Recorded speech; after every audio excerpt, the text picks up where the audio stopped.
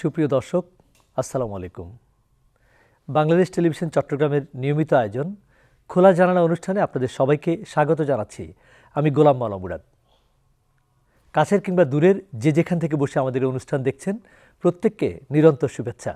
আইনের জটিল বিষয়ের সমাধান কিংবা আইনের জটিল কোনো সমস্যাকে সহজভাবে তুলে ধরবার জন্যই আমাদের এই প্রয়াস। দর্শক, ফৌজদারি যে বিচার ব্যবস্থা সেটি মূলত চলে ফৌজদারি কার্যবিধি অনুযায়ী, যেটা 1898 সালের একটা আইন। এখন থেকে প্রায় 100-150 বছর আগের এই আইনটা বারবার সংশোধন করার জন্য উদ্যোগ নেওয়া হয়েছিল। সর্বশেষ দ্বিতীয়বারের মতো 2025 সালে একবার সংশোধন হয়েছে এবং সেই সংশোধনীতে বিশেষ করে পুলিশের গ্রেপ্তারি ক্ষমতা সম্পর্কে ব্যাপক আলোচনা করা হয়েছে। বিশেষ করে গ্রেপ্তারের 12 ঘন্টার মধ্যে পরিবারকে জানানো, গ্রেপ্তারের সময় পরিচয়পত্র দেখানো সহ বেশ কিছু সংশোধনী এখানে আনা হয়েছে। এইসব বিষয় নিয়ে আমরা আজকে কথা বলবো। স্টুডিওতে আমাদের মাঝে উপস্থিত রয়েছেন চট্টগ্রাম জেলা আইনজীবী সমিতির অর্থ সম্পাদক জনাব অ্যাডভোকেট আনোয়ার হোসেন। আরও উপস্থিত রয়েছেন আইনজীবী সমিতির কার্যনির্বাহী কমিটির সদস্য অ্যাডভোকেট বিবি ফাতেমা। জি, আসসালামু আলাইকুম। দুজনকে আমরা স্বাগত জানাচ্ছি আজকের এই অনুষ্ঠানে। তো প্রথমে আমরা একটু জানতে চাই যে ফৌজদারি কার্যবিধি তো অনেকদিন পুরনো আইন, এই আইনটা কেন সংশোধনের প্রয়োজন হলো? অ্যাডভোকেট আনোয়ার হোসেন।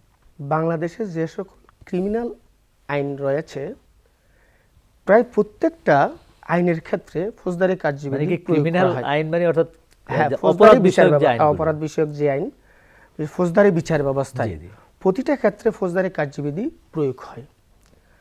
যদি এখন যেভাবে দেখা যাচ্ছে যে ফৌজদারি বিচার ব্যবস্থা যেহেতু পুরনো একটা আইন, এই আইন সময়ের উপযোগী করে জনসাধারণ, বিশেষ করে বিচারপ্রার্থী জনসাধারণ যাতে ন্যায় বিচারটা নিশ্চিত করতে পারে, ন্যায় বিচার পায়, সেজন্য ফৌজদারি কার্যবিধি সংশোধন করা হয়েছে। যেমন আমি বলি যে আগে একজন ম্যাজিস্ট্রেটের জরিমানার ক্ষমতা ছিল প্রথম শ্রেণীর ম্যাজিস্ট্রেটের অনলি 10,000 টাকা, দ্বিতীয় শ্রেণীর ম্যাজিস্ট্রেটের 5,000 টাকা এবং তৃতীয় শ্রেণীর ম্যাজিস্ট্রেটের 2,000 টাকা। এই যে ম্যাজিস্ট্রেটের জুডিশিয়াল এই যে জরিমানাটা বৃদ্ধি করা হয়েছে। তারপরে দেখা যাচ্ছে কি, আমি যেটা জানতে চাচ্ছিলাম আসলে কেন প্রয়োজন হইল এটা, যে আসলে ন্যায় বিচার নিশ্চিত করার ক্ষেত্রে, যেমন আপনি বলেছেন যে আসামি গ্রেফতার, যে আসামি গ্রেফতারের ক্ষেত্রে আমরা বাস্তবতায় দেখেছি একজন আসামিকে রাস্তা থেকে সাদা পোশাকে পুলিশে নিয়ে গেছে, মানে যে কোনো সময় হুট করে নিয়ে গেছে। এখন যার আত্মীয় স্বজন, যাকে গ্রেফতার করা হয়েছে, তার আত্মীয় স্বজন বিভিন্ন জায়গায় বিভিন্ন থানায় ধর্ণা দিয়েছে, খোঁজ খবর করতে কিন্তু পেত না, কিন্তু খোঁজ খবর কোথাও পেত না। আমরা একটু পরে আলোচনা করবো আর একটু ডিটেলস। একটু বিবি ফাতেমার কাছে একটু জানতে চাই, এই আইনটাকে যে সংশোধন করলো, এটা আসলে কি সরকারের কোনো উদ্যোগ নাকি বিচারিক কোনো নির্দেশনার কারণে হয়েছে? এটা মূলত হচ্ছে, আমরা বলতে পারি যে এটা দুটো সেক্টর থেকে এসেছেন। বিচারিক ব্যবস্থায় অনেক সময় এটা প্রয়োজনীয়তাটা উপলব্ধি হয়েছেন। সাধারণ জনগণ ওনাদের বিভিন্ন বক্তব্যে বা বিচার প্রার্থী জনগণ ওনাদের বিভিন্ন সময় বিচারিক সহায়তা যখন এসেছেন, তখন অনেকভাবে এই জিনিসগুলো উপলব্ধি করেছেন এবং বিচারকরা উপলব্ধি করেছেন। এবং বর্তমান সরকাররা কিন্তু এই বিষয়টা নিয়ে উদ্যোগ নিয়ে নতুন করে এই সংশোধনটা করে এর ধারাবাহিকতাটাই আমাদেরকে এই ফৌজদারি সরকারি উদ্যোগেই সরকারি উদ্যোগে হয়েছে। বিচারিক কোনো নির্দেশনায় না, বিচারিক প্রার্থীদের বিভিন্ন রকম মানে উপলব্ধি থেকে, চাহিদা থেকে এই বিষয়টা উচ্চ আদালতের সিদ্ধান্ত, বিশেষ করে ব্লাস্ট বনাম বাংলাদেশ মামলায় যে নির্দেশনাগুলো দিয়েছে আসামিদের রিমান্ডের ক্ষেত্রে, সে বিষয়গুলোর আলোকে এবং বর্তমানে বিচার ব্যবস্থার চাহিদার ভিত্তিতে এই সংশোধনীটা আনয়ন করা হয়েছে। আসলে এবং কি ধরনের বেসিক সংশোধনীটা এনেছে যদি একটু? বেসিকটা যদি আমি বলি, গ্রেফতারের ক্ষেত্রে সবচেয়ে বেশি গুরুত্বপূর্ণ, এবং যে আমরা যে এই তদন্ত কার্যক্রম যে চার্জশিটের ক্ষেত্রে খুব সবচেয়ে গুরুত্বপূর্ণ। এবং দেখা যাচ্ছে কি, একটা মামলা করলো, সিআর মামলা, যেটা কোর্টে আসি করে বাদীরা, এটা সমন হওয়ার পরে বছরের পর বছর ঘুরতেছে, কিন্তু আসামিরা হাজিরা দিয়ে যাচ্ছে। একটা কথা বলেন, এটা আমরা একটু যদি বলি যে ফৌজদারি বিচার ব্যবস্থায় কয় ধরনের বিচার, মানে বিচার প্রার্থী কয় ধরনের মামলা করতে পারে? দুই ধরনের, একটা হচ্ছে থানায়, যেটা আমরা জিআর মামলা বলি, আরটা হচ্ছে কোর্টে, যেটা আমরা সিআর মামলা বলি। দুই ধরনের মামলা হয়। জিআর মামলা তো মামলা থানায় করলো, করার পরে এটা কোড আসলো, পুলিশ তদন্ত করে তারপরে তদন্ত বছরের পর বছর চলে যাচ্ছে আগের সিস্টেমে। জি।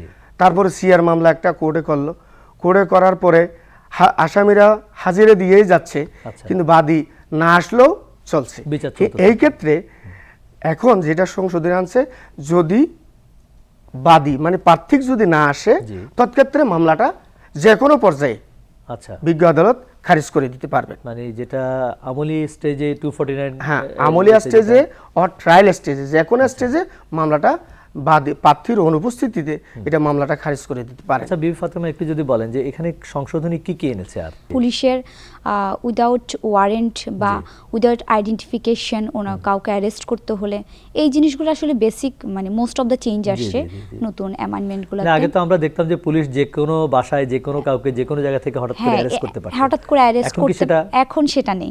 এখন একজন পুলিশ বাসায় গেল বা যে কোনো জায়গা থেকে অ্যারেস্ট করতে হলে ওনাকে অবশ্যই কি করতে হবে, ওনার আইডেন্টিফিকেশনটা আগে শো করতে হবে, আগে নিজের আইডিটা দেখাতে হবে। হ্যাঁ, দেখাতে হবে। দেন তারপর উনি অ্যারেস্ট করতে পারবেন, এবং অ্যারেস্ট করার পরে উনি একটা মেমোরেন্ডাম ক্রিয়েট করতে হবে, যেখানে অবশ্যই থাকতে হবে যে ওনার ফ্যামিলি বা নিয়ারেস্ট কেউ বা ওখানে যারা প্রেজেন্ট থাকবেন ওরকম একজনকে অবশ্যই মেমোরেন্ডামে সাক্ষী করতে হবে, যেটা আগে ছিল না। একজন লোককে অ্যারেস্ট করার পরে আমরা তো আগে দেখতাম যে ধরেন 24 ঘন্টার মধ্যে বলা হতো যে কোর্টে প্লেস করা, বা ফ্যামিলিও অনেক সময় জানতো না, বিভিন্ন জায়গায় যেটা আনোয়ার ভাই বলছিলেন যে বিভিন্ন জায়গায় খোঁজ খবর করতে হতো। এখন কি এটার কোনো এখন সেটা অনেক বড় একটা চেঞ্জ আসছে, সেটা হচ্ছে এখন আগে যেটা 24 ঘন্টা ছিল এখন সেটা 12 ঘন্টার মধ্যে ইনফর্ম করতে হবে, এবং ফ্যামিলির সাথে ওনাকে যোগাযোগের একটা সুযোগ দিতে হবে, ওনার লয়ারের সাথে, অর্থাৎ যেটা আমাদের কনস্টিটিউশনাল রাইট, হ্যাঁ, ওটার উপরে আরো এমফাসাইজ করছে। ওটা আমাদের কনস্টিটিউশনাল এজ এ রাইট হিসেবে ছিল, কিন্তু এখন এটা আমাদেরকে as a procedural law, criminal লর মাধ্যমে এটার মধ্যে আমাদের কি দিয়েছে, একটা স্পেসিফিক সেকশন উল্লেখ করেছে, যেখানের মধ্যে ওনাকে অবশ্যই কি করতে হবে যে উইদিন 12 আওয়ার্স ওনার লয়ারের সাথে ফ্যামিলির সাথে যোগাযোগ করতে হবে, যেটা আগে ছিল। এখানে আরেকটু সংযুক্ত করি, এই যে আসামি অ্যারেস্ট, জি, এখানে স্পেসিফিক ভাবে গুরুত্ব দেওয়া হয়েছে। আচ্ছা, কেন গুরুত্ব দেওয়া হয়েছে? আমরা বিগত সময়ে দেখেছি মানুষ বিভিন্ন জায়গায় থেকে কোথাও উধাও হয়ে গেছে, গুম হয়েছে, যেটা যে গুম বলি আমরা, আসলে উধাও হয়ে গেছে, আর খোঁজ খবর পাওয়া যাচ্ছে না, অথবা বাসা থেকে সাদা পোশাকে নর্মাল ড্রেসে ধরে নিয়ে গেছে, তার কোনো হদিস পাওয়া যাচ্ছে না, কে নিয়ে গেছে তার কোনো বিভিন্ন, এই যে যাকে গ্রেফতার করা হয়েছে তার আত্মীয় স্বজন, মা বাবা স্ত্রী, ওনারা বিভিন্ন থানায় গিয়ে ধর্ণা দিয়েছেন, যেখানে গিয়েছেন আমি জানি না, যেখানে গিয়েছেন আমি জানি না। আমি মনে করি এই সরকার এই বিষয়কে মাথায় নিয়ে খুব গুরুত্বপূর্ণ বিষয় সংশোধনী এনেছেন। সেই ক্ষেত্রে পুলিশ যদি কাউকে গ্রেফতার করতে চায়, মাস্ট বি তাকে কি করতে হবে, তার আইডিটা শো করতে হবে এমন জায়গায় সর্বসাধারণ, হ্যাঁ সর্বসাধারণ কি করতে পারে, দেখতে পারে। তারপরে যাকে গ্রেফতার করেছেন এখানে তার আত্মীয় স্বজনের মেমোরেন্ডাম অফ অ্যারেস্ট যেটা, আচ্ছা, এখানে তার আত্মীয় স্বজন একটা স্বাক্ষর নিতে হবে। আচ্ছা, যদি না থাকে এলাকার সম্মানিত একজন ব্যক্তির স্বাক্ষর নিতে হবে, যদি উনিও না থাকে, কেন নাই তার একটা ব্যাখ্যা দিতে হবে। আচ্ছা, তারপরে গ্রেফতারের পরে যদি কোনো আঘাতের চিহ্ন থাকে, তাহলে এই আঘাত প্রাথমিক একটা চিকিৎসা দিতে হবে তাকে, সরকারি মেডিকেল, যদি সরকারি মেডিকেল না থাকে নিবন্ধিত একজন চিকিৎসকের মাধ্যমে। এবং যাকে অ্যারেস্ট করা হয়েছে সে যদি সংশ্লিষ্ট থানায় না হয় অন্য থানায় হয়, তৎক্ষেত্রে যে থানায় উনি থাকেন ওই থানার ওসি সাহেবকে বিষয়টা অবগত করতে হবে, বিশেষ করে মেমোরেন্ডাম অফ অ্যারেস্ট যেটা আছে এটা সহ ওনাকে অবগত করতে হবে। আগে তো আমরা যেটা দেখলাম যে পুলিশ খুব সহজেই অ্যারেস্ট করতে পারতো, এখন কি এটার কারণে পুলিশের অ্যারেস্টের ক্ষমতাটা কি কমে আসছে? হ্যাঁ, অনেক ক্ষমতাটা অনেকাংশ কমে গেছে।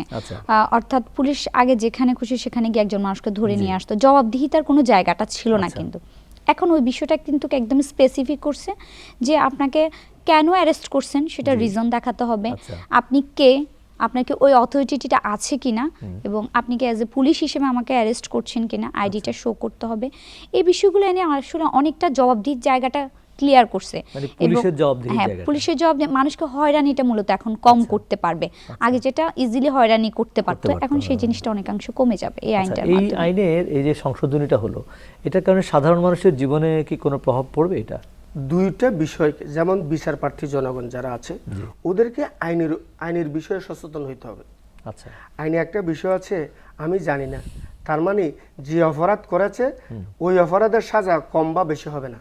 সেজন্য জনসাধারণকেও সচেতন হইতে হবে যে যে আমার আত্মীয় স্বজনকে গ্রেফতার করে পুলিশ নিয়ে যাচ্ছে, তাহলে আমার অধিকার কি, পুলিশ থেকে আমি কি কি জিনিস চাইতে পারি, আচ্ছা, উনি কি আসলে পুলিশ কিনা, কি কারণে গ্রেফতার করতেছেন বা কে অভিযোগ দিয়েছে এই গ্রেফতার করার জন্য, এই স্পেসিফিক বিষয়গুলো সাধারণ জনগণ যদি না জানে তৎক্ষেত্রে উনি তো পুলিশের কাছ থেকে কিছুই জিজ্ঞেস করতে পারবে না। সেজন্য আমি মনে করি জনসাধারণ যারা আছে বাংলাদেশে তাদেরকেও আইনের উপর সচেতন হইতে হবে, আইন বিষয়ে জানতে হবে, বুঝতে হবে।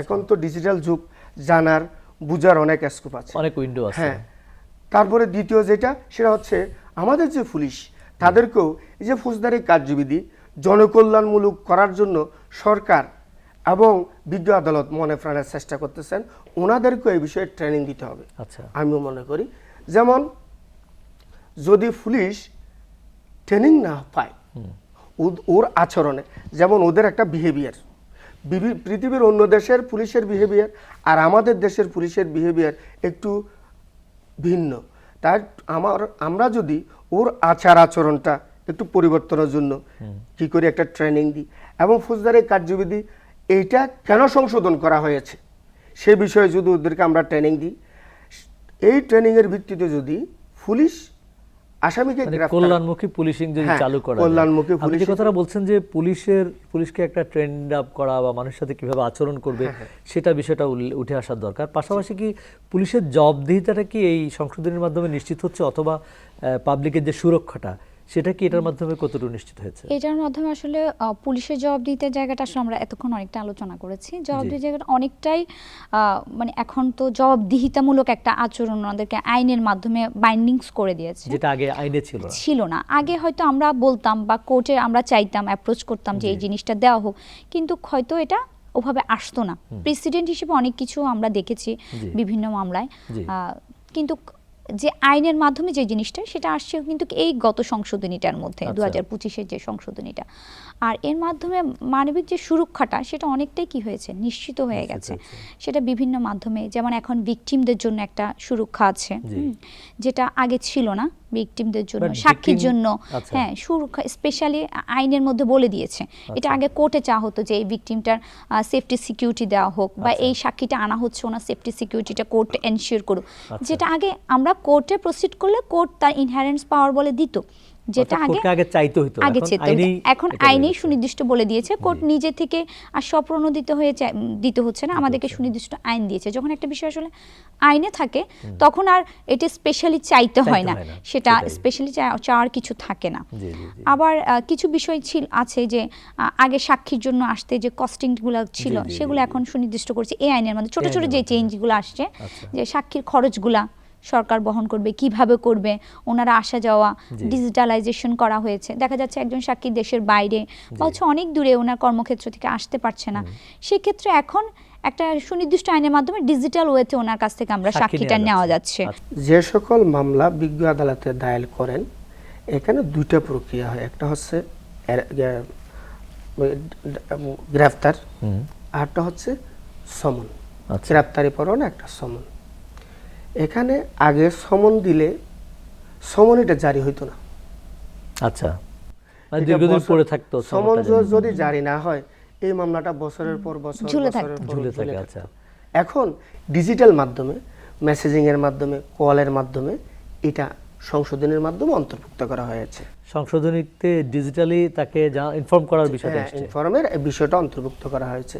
তৎক্ষেত্রে দেখা যাবে এই মামলাটা লিঙ্কার হবে না যদি আইনের যথাযথ প্রয়োগটা হয়। রাইট। আর সাক্ষীর ক্ষেত্রে আগে সাক্ষী আসছে, আসামি মনে করেন একটা মামলায় 4 জন আসামি, 4 জন থেকে মিনিমাম একজনকে উপস্থিত থাকতে হইতো।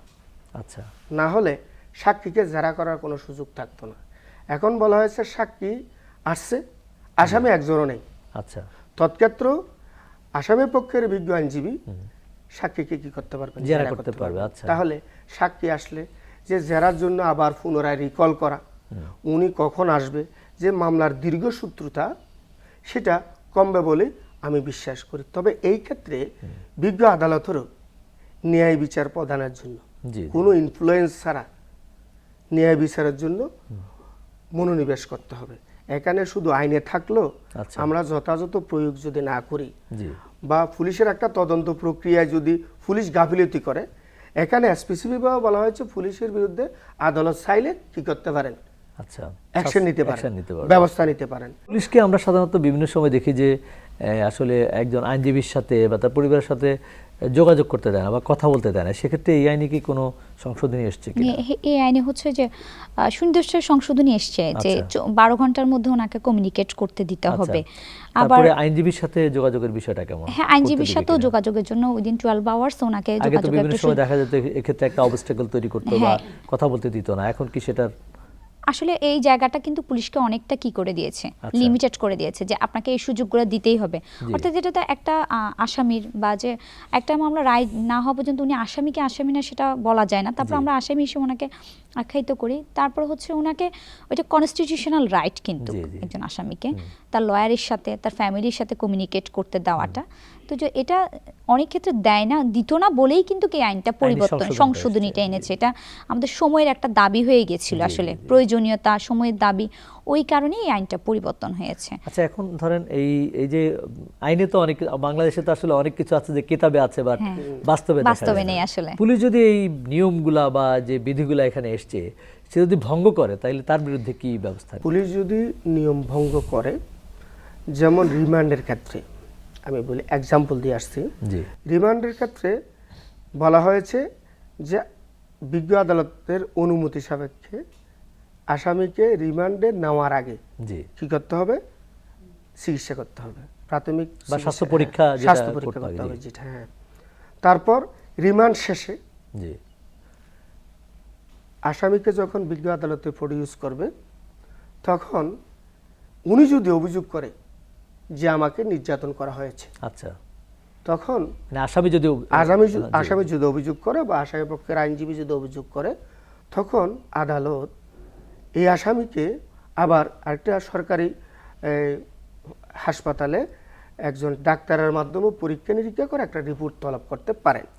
যদি দেখা যায় আসামি যে প্রিভিয়াস একটা রিপোর্ট আছে এবং পরবর্তী যেটা রিপোর্ট আছে এটার মধ্যে অসঙ্গতি দেখা যাচ্ছে, অর্থাৎ নির্যাতনের একটা চিহ্ন দেখা যাচ্ছে, সিমটম দেখা যাচ্ছে, তৎক্ষেত্রে আসামি বিজ্ঞ আদালত আসামির আবেদনের প্রেক্ষিতে অথবা স্বপ্রণোদিত হয়ে ওই পুলিশ বিরুদ্ধে আইনগত ব্যবস্থা নিতে পারবেন। এই যে রিমান্ড নিয়ে আসলে এত বিতর্ক কেন, এবং এই আইনে কি কোনো কিছু এটার কথা বলা আছে কিনা? তদন্তের সাথে রিমান্ডে নিতে হবে, তবে সেক্ষেত্রে পুলিশ যদি মানবিকভাবে চিন্তা না করে তাহলে রিমান্ডটা হয়ে যায় হয়রানিমূলক। ওনার তদন্তের সাথে যতটুকু ওনাকে তদন্ত করার জন্য প্রয়োজন একটা মানুষের উপর, ততটুকু করা উচিত। মানে হচ্ছে উনি ইনফরমেশনটা নেবে, তথ্যপাত্র নেবে, কিন্তু একটা মানুষের উদ্দেশ্য সেটা আইনে সেটা বলছে। এখন আসলে আইন তো বই খাতায় থাকবে, কিন্তু সেটা যদি কেউ ব্যক্তিগতভাবে না মানে তাহলে সেটা তো মানে কারো কিছু বলার থাকে না, করার, তাকে জবাবদিহিতার জন্য আছে কি এখন এই আইনের মাধ্যমে তাকে ওর যদি অসদাচরণ হয়, কাজে যদি অসদাচরণ হয়, তাহলে কিন্তু কি বিচার প্রক্রিয়ায় যিনি দায়িত্বে থাকবেন অর্থাৎ আদালত, উনি চাইলে কিন্তু শাস্তি দিতে পারেন। এবং ওনার ওই অসদাচরণের জন্য কোর্ট প্লাস হচ্ছে ওনার যে অ্যাডমিনিস্ট্রেটিভ ট্রাইব্যুনালে ওনার অসদাচরণের জন্য সরাসরি শাস্তির কিন্তু কি করেছে এই আইনটার মাধ্যমে বিধান আছে। রিমান্ডে নির্যাতন করলে তার জন্য সেটা বন্ধে অথবা সেটা যেন করতে না পারে সেটার জন্য কোনো ব্যাপক বিধান আছে কিনা এখানে? এখানে যেহেতু রিমান্ড নেওয়ার আগে এবং পরে যে পরীক্ষা, স্বাস্থ্য পরীক্ষার যে বিধানটা করা হয়েছে, এটা যদি যথাযথভাবে ফলো করে, আমি মনে করি রিমান্ডে নির্যাতন অনেকাংশে কমে যাবে। এখানে প্রথম রিপোর্ট এবং দ্বিতীয় রিপোর্টে যদি অসামঞ্জস্যপূর্ণ হয়, তৎক্ষেত্রে বিজ্ঞ আদালত ওনার বিরুদ্ধে আইনগত ব্যবস্থা নিতে পারতেছেন। এখন তখন বিষয়টা দাঁড়াবে টোটাল আদালতের উপর। আদালত যদি চান ন্যায় বিচার প্রতিষ্ঠা করতে, আইনের যথাযথ প্রয়োগ করতে, তৎক্ষেত্রে এই রিমান্ডের ক্ষেত্রে রিমান্ডে যে নির্যাতন এটা অনেকাংশে কমে যাবে। মানে এক্ষেত্রে কি এই আইনে কি মেডিকেলে যে পরীক্ষাটা সেটা বাধ্যতামূলক? হ্যাঁ, এটা বাধ্যতামূলক বিজ্ঞ আদালত। আচ্ছা, এখানে বিজ্ঞ আদালতের একটা, যেহেতু আদালত তো স্বাধীন, বিজ্ঞ আদালতের একটা বিষয় আছে। বিজ্ঞ আদালত এখানে আদেশ দিবেন যে ওনাকে রিমান্ডে নেওয়ার আগে কি করবেন, পরীক্ষা করবেন, রিমান্ডে আনার পরে আবার পরীক্ষা করবেন। তখন যদি দেখা যায় যে বা আসামি পক্ষ যদি অভিযোগ করে, তাহলে বিজ্ঞ আদালত বিষয়টা যথাযথ প্রক্রিয়ার মাধ্যমে যদি দেখতে পান যে আসামি নির্যাতনের শিকার হয়েছে, ওনার আগের শরীরের মধ্যে কি কি চিহ্ন ছিল, কি আঘাতের চিহ্ন ছিল, পরবর্তী রিমান্ড পরবর্তী ওনার শরীরে কোনো আঘাতের চিহ্ন বৃদ্ধি পেয়েছেন কিনা, পেয়েছে কিনা, এগুলো যদি দেখে বিজ্ঞ আদালত তো যথাযথ প্রক্রিয়া ওনাদের বিরুদ্ধে আইনগত ব্যবস্থা নেবেন। এভাবে যদি নেন, বিজ্ঞ আদালত যদি নেন, তৎক্ষেত্রে আমি মনে করি রিমান্ডে যে হয়রানি, রিমান্ডে যে নির্যাতন, এটা অনেকাংশে কমে যাবে। তদন্তে প্রায় সময় দীর্ঘায়িত হয়, এই তদন্তটা একটা নির্দিষ্ট সময়ের মধ্যে করার জন্য কিন্তু টাইম ফ্রেম আছে কিনা এখানে? এখন কিন্তু 60 কর্মদিবসের মধ্যেই কিন্তু এখন তদন্ত রিপোর্টটা দিতে হবে। এটার সাথে আরেকটা বিষয় পরিবর্তন আসছে, সেটা হচ্ছে যে বিচারিক আদালত থাকবেন, উনি কিন্তু চাইলে এখন একটা তদন্তের আগে একটা পূর্ববর্তী একটা তদন্ত রিপোর্ট নিয়ে যদি কোনো আসামিকে চান উনি অস্থায়ী একটা অব্যাহতি দিতে পারেন, যেটা যে অস্থায়ী অব্যাহতির বিষয়টা কিন্তু আগের আইনে ছিল না। হ্যাঁ, কোনো একটা আসামিকে ওনার মনে হলো যে উনি হয়তো এই মামলা আসামি থেকে পরবর্তী খালাস পাওয়ার একটা সুযোগ আছে, বা উনি আসলে এই মামলার সাথে কোনোভাবে সম্পৃক্ত না, যদি বিচারিক আদালত মনে করেন তাহলে ওনাকে অস্থায়ীভাবে অব্যাহতি দিতে পারেন। আচ্ছা, সেক্ষেত্রে আপনার এই যে নির্ধারিত সময়ের মধ্যে যদি তদন্ত শেষ না করে, তাহলে কোনো ব্যাপার এখানে কোনো অভিযোগ পাওয়ার 60 দিনের মধ্যেই তদন্ত শেষ করতে হবে।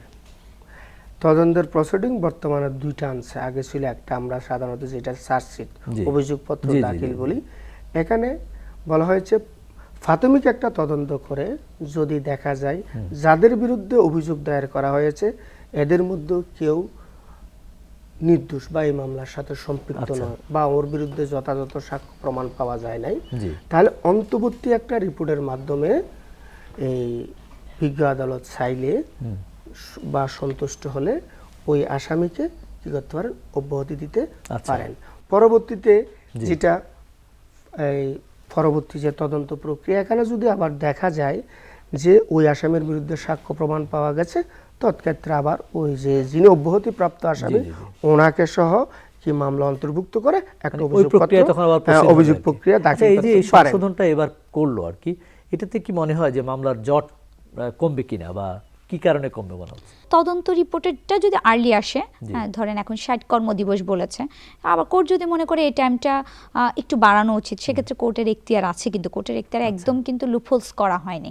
তো কোর্টের এই পাওয়ারটা রেখে যদি 60 ডেজের মধ্যে বা এর পরবর্তী উইদিন শর্ট টাইম যদি একটা তদন্ত রিপোর্ট দেয়, তাহলে তো একটা মামলা হয়তো যেটা বিচার প্রক্রিয়াটা যেটা 2 যুগ লাগতো সেটা হয়তো 2 বছরে শেষ হয়ে যাবে, মানে জটটা কমে যাবে।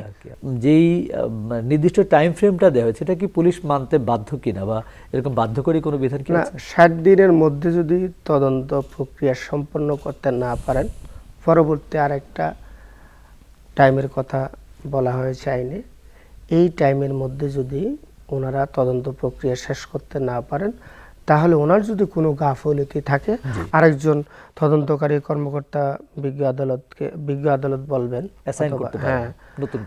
নতুন করে তদন্তের জন্য একটা নির্দেশ দিবেন, এবং যিনি তদন্ত পূর্বে করেছেন ওনার বিরুদ্ধে যদি গাফিলতি থাকে তাহলে আইনগত ব্যবস্থা নিতে পারবেন। দুইজন বিজ্ঞ আইনজীবীকে আমরা আজকে আমন্ত্রণ জানিয়েছিলাম, তাদের কাছ থেকে অনেকক্ষণ আমরা শুনলাম।